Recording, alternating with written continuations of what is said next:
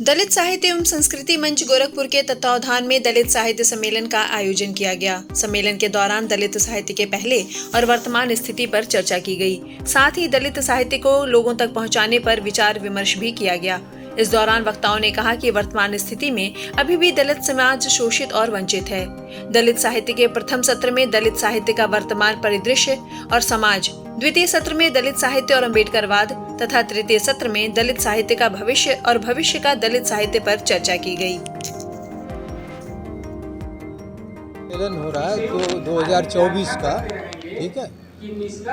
और दलित साहित्य सम्मेलन में हम लोग जो पिछले दलित साहित्य है, आज का दलित साहित्य है, भविष्य का दलित साहित्य है, ये 3 मुद्दों पे हम लोग विचार विमर्श कर रहे हैं। दलित साहित्य में वो चाहे कविताएं हों, उपन्यास हों, कहानियाँ हों, उस तरह की विमर्श या लेख आलेख हो, और फिर डॉक्टर अंबेडकर का दलित साहित्य पर क्या प्रभाव है उसकी एनालिसिस कर रहे हैं। और आज के दौर में दलित साहित्य की क्या रिलेवेंस है, उसका क्या औचित्य है और उसको कैसे इस्तेमाल कर सकते हैं सामाजिक न्याय में, इस विषय पर विचार करने के लिए ये दलित साहित्य सम्मेलन हो रहा है, ठीक है।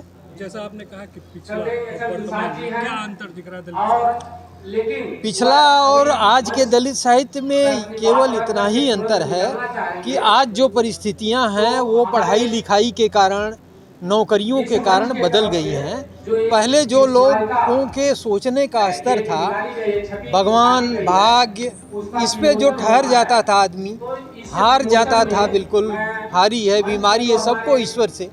आज लोग पढ़ लिख कर ये समझ रहे हैं कि ये जो सारी परिस्थितियां हैं वो आदमी की बनाई हुई हैं और आदमी ही इसे दूर कर सकता है। ये मुख्य परिवर्तन हुआ और उससे लड़ने के लिए आदमी जो है अपनी तैयारी में है हर तरह से। छुआछूत की दूरियां अभी भी हैं। केवल पढ़े लिखे समाज में, शहरों में वो दूरियां अपना रूप बदल ली हैं। हम जो है खाएंगे साथ में, पिएंगे साथ में, लेकिन मन के अंदर एक छुआछूत बैठा हुआ है कि वो आपको किस तरह से किस जगह पर पाएं और पटकनी दे दें।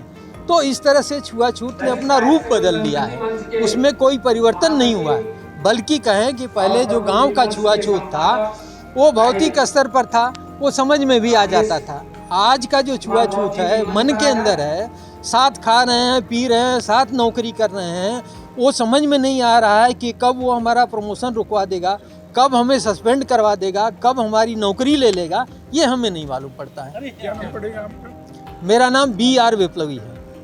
Thank you.